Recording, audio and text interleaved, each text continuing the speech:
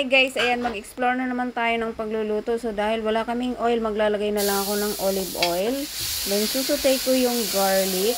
So grenade ko talaga siya ng pinong-pino para smooth yung pagkakaluto. And then at the same time, ganun din sa onion. Onion or sibuyas. Ginger or luya.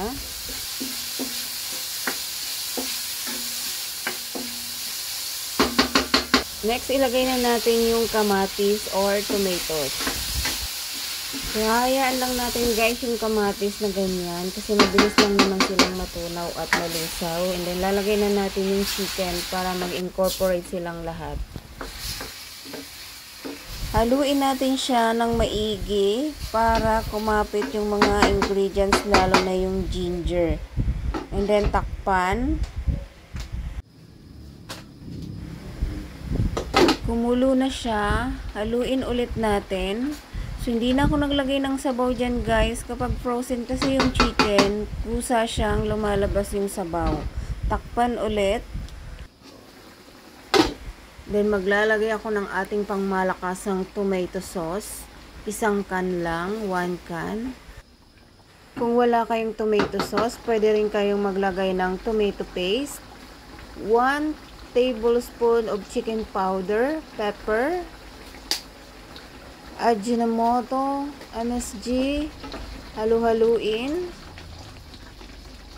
Syempre, pwede rin kayong maglagay ng 1 tablespoon of white or brown sugar. And then, maglalagay na ako ng 1/4 of butter.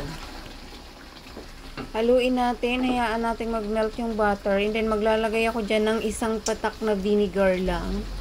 And then, maglalagay din ako ng soy sauce, konti lang. Mix, mix, mix.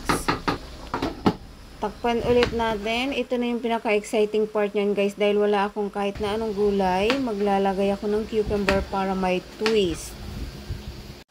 Bago natin ilagay yung cucumber,